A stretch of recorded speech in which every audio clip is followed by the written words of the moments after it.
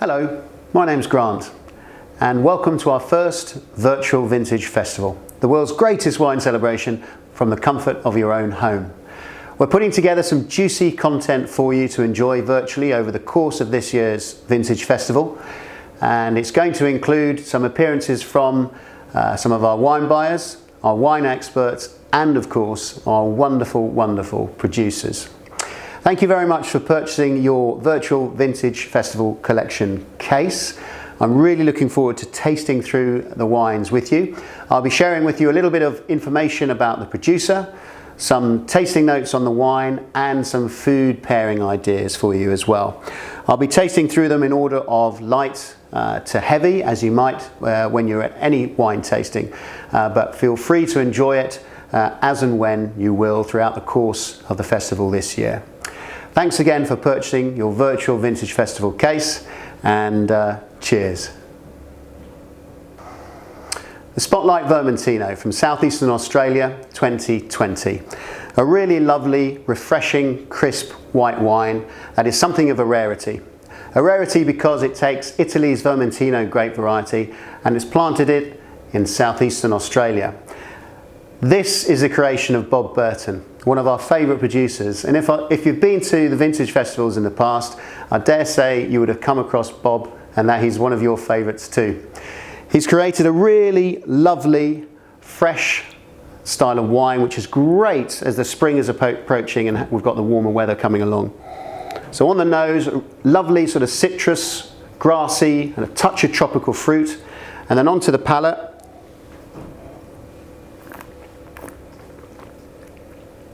Very refreshing. There's a sherbet-like zestiness and a light herbaceousness to it as well. To pair this wine, I'd like to try it with sort of antipasti, particularly with fresh cheeses, maybe a tomato and mozzarella salad, or it would go really well with some baked fish. So perhaps like a sea bass, baked in the oven, stuffed with lemon and herbs. Hope you enjoyed Bob's wine. I certainly am. Cheers. The Don Cayetano Chardonnay from the Central Valley in Chile 2020. This is a sumptuous Chilean Chardonnay, and I'm reminded of the reasons why we fell in love with Chilean wines. That really lovely fruit-forward style that was really easy for us to enjoy and understand. So on the nose of this wine, really inviting aromas of lemon, melon, some golden blossom and tropical fruit. It's all about the fruit character. There's no oak in this wine. Then onto the palate. Pineapple, peach, green apples and lemon citrus as well. Some food pairing ideas for you. I'd like to have this with roast chicken, maybe a club sandwich, or it would go well with a creamy risotto. The Hunter's Sauvignon Blanc from Marlborough, New Zealand 2020. This is one of New Zealand's finest Sauvignon Blancs, and it's made for us by Jane Hunter, who you probably would have seen at previous vintage festivals. Jane dazzled us for the first time and made a bit of history in 1986 at the Vintage Festival when one of her Sauvignon Blancs won Wine of the Show. And if you look at the shelves in our shops, and if you look online and see how many New Zealand Sauvignon Blancs we've got now, look what she started. This is one of our most highly reviewed wines by, of course, you guys, the most important people, our customers. And when you smell it and when you taste it, it's no wonder why. So on the nose, lovely cut grass, lime leaf, lemon, guava, and a stony minerality. And then onto the palate. Well, it's pure and piercingly crisp, fresh, gooseberry, melon, and again that lovely stony minerality to it. As a food match for this wine, I would really love to have like a herb crusted fish fillet. That would go really well, or alternatively I think it would work well with a goat's cheese tart. Cheers. The MC1R Blonde from South Australia, and this is from our innovation station, that is Redhead's Studio, based in the Barossa Valley and made by head winemaker Alex Trescothick. It is a blend of 5 different grape varieties, no less: Chardonnay, Viognier, Roussanne, Fiano and Semillon in the blend. So I'm expecting a party on the palate. So onto the nose. Apricot and nectarine. There's also a lovely sort of fresh citrus character in there too, like something more like lemon. Some fresh vegetables. I'm gonna go for asparagus, and a lovely sort of creamy white pepper edge to it as well. Onto the palate.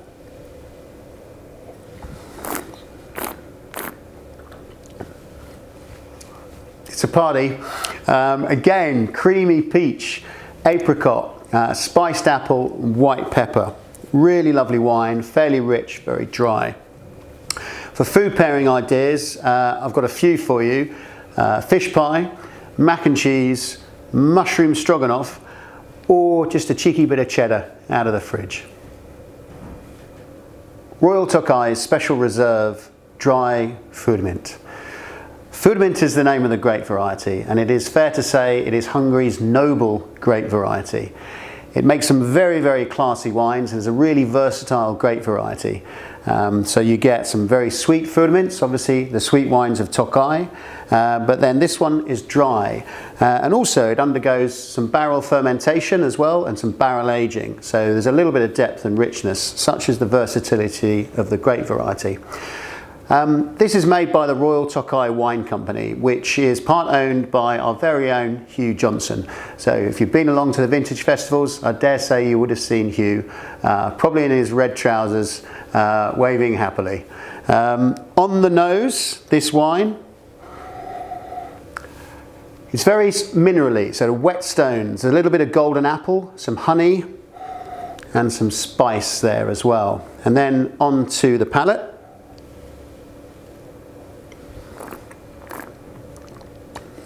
It's dry and it's fresh. Again, that sort of mineral character. A little bit of baked apple, a touch of spice and some lemon.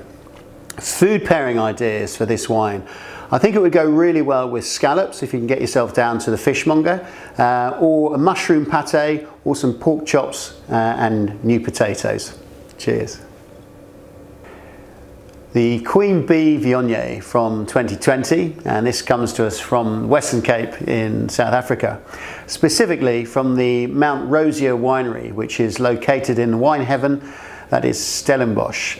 An important factor when you've got a big white wine is to balance it with freshness and acidity. So onto the nose. Ripe apricot, a lovely succulent peach, some lychee, and a bit of spice onto the nose. Then onto the palate. It's dry, ripe stone fruit, lovely sort of refreshing citrus character, lemon citrus there as well. Again, the lychees and a sweet spice character. Some food matching ideas for this wine. I'm thinking a curry.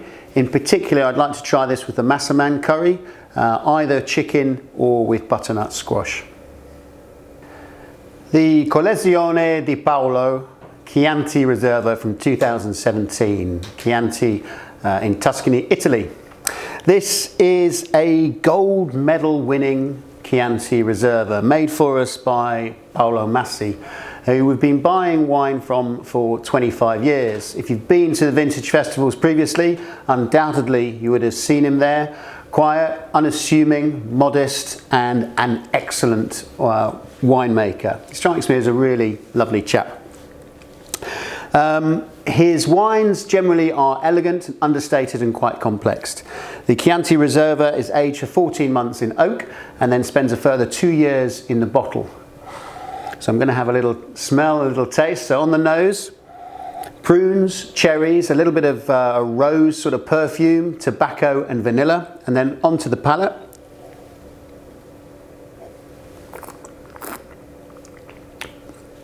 Very plummy, so ripe plums, morello cherries, red berries, tobacco and a bit of dark chocolate there as well. Food pairing ideas for you. I'm going to be predictable and say bolognese first off, but then parmigiana, roast duck. I think it would work really well with roast duck, or just some cured hams like a Parma ham. The Baron de Barbon Reserva from the excellent 2016 vintage in Rioja in Spain. A smooth and mellow Rioja Reserva from a family estate. When I saw the wines in this case, I was really excited to try them. Value, quality, and lots of interest. And this wine was one of the reasons. I love the wines of Javier Murua. I hope I pronounced his surname right. Javier, if you're watching, you've done it again, and sorry if I've mispronounced your surname. Loads of complexity and elegance, and a really nicely balanced wine. So on the nose, black cherry, raspberry, plum, and some vanilla spice. And then onto the palate, which is dry, medium-bodied, fresh, spicy black cherry, blackberry, plums and raspberries again, and mocha and vanilla. Food pairing ideas for this. With aged wine, I like aged cheeses and aged cured meats. So some manchego would go really well, or some jamon. If I was going to cook, I'd probably go with a paella, specifically a pork, pepper and paprika paella. Chateau de Colombes 2018, Castillon Côte de Bordeaux. So this is made by Jean-Marc Sabur, our head winemaker. It's made from 80% Merlot, it's 12% Cabernet Franc, and then equal parts 4% Cabernet Sauvignon and Malbec. It's not only made by Jean-Marc, but he was the guy who spotted the potential in the site and thought it was worth the investment. So it's our property and it's super good. On the nose, a lovely sort of ripe fruit character, intense plums, cherries, raspberries. It's a little bit herbaceous as well, and it's got that classic Bordeaux cedary character to it. Onto the palate.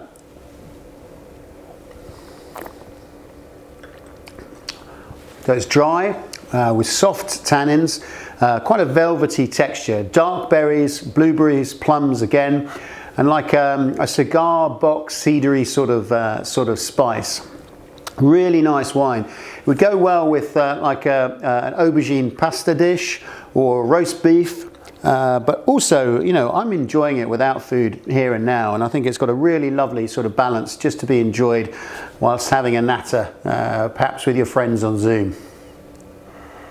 The Colline d'Aniera. This is 2016 vintage of a Thracian lowlands wine, which is Bulgaria. Specifically, the very beautiful Bessa Valley winery. It's a winery that was invested in by some of Bordeaux's, or I should say one of Bordeaux's biggest players, and that's Stefan von Neipperg. And it's a cracking wine. It's a blend of Merlot, Petit Verdot, Cabernet Sauvignon and Syrah. And it's made by a gentleman called Marc Dworkin. And Marc was a winemaker at Chateau Clark in Bordeaux, and he's brought all his Bordeaux knowledge and know-how into this wine. And I think it's very good. The value available from Bulgaria and the Black Sea countries generally, I think, is phenomenal. So on the nose, blueberries, blackcurrant, plum, and a bit of herbaceousness, and there's a sweet leathery sort of character to it as well, and a touch of vanilla. And then onto the palate. So the palate is dry, lots of nice fresh fruit up front. Again, black currants, raspberries, plums, and there is vanilla, violets, flavours there as well. And it's really polished, really well put together. I'd love to have this with roast lamb or any roast, in fact, and some charcuterie would go really well with it. In particular, something like bresaola, so air-dried beef. Fortissimo 2019 from Alentejo in Portugal, specifically the vineyards around the village of Beja, which is very warm, so you get this really lovely fruit-forward wine style. This is made from a few different grape varieties. You've got Syrah, Portugal's prize Touriga Nacional, which is a little bit like Cabernet Sauvignon in terms of its character. Also Petit Verdot, and then Alicante Bouschet. And these are oak aged for 7 months. And this is a wine that's got some stunning reviews online from you guys, our customers, our most valued reviewers. And thanks for the recommendation. I love a recommendation. So this is the first time I've tried it today. And Sebastião Garcia, who is the export manager at Casa Santos Lima, will be delighted by the reviews that you guys have given this wine. So on the nose, blackcurrant, cassis, it's herbaceous and vanillary. And then onto the palate.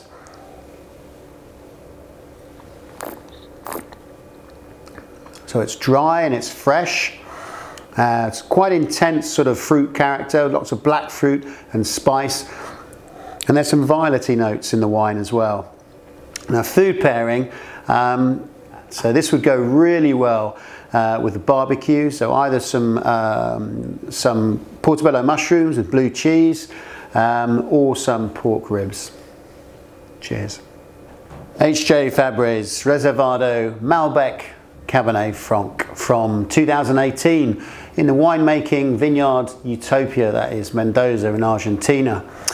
Hervé has been awarded Winemaker of the Year. I have to say I've enjoyed a number of his wines, and this one really doesn't disappoint. On the nose, sort of a smoky blackberry, blackcurrant, a slight floral element to it as well, and quite herbaceous and spicy. Onto the palate.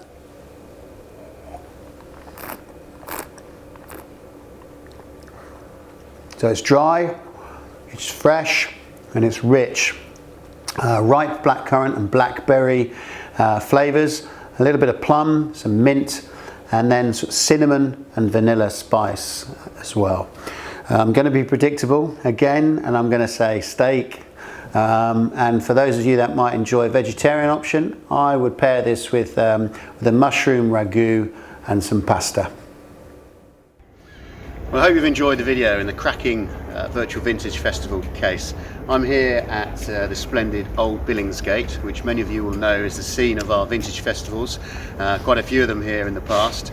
About this time of year, it's normally bubbling with the excitement of hundreds of customers, scores of producers and staff members, 300 wines, beers, spirits, artisan foods. Well, let's hope we can be here next year again. In the meantime, 15th, 16th and 17th of April is the Virtual Vintage Festival. So keep an eye out on the website for details, but we've got 3 days of lovely events that we've put together for you, and we really hope that you can join us there. Take care.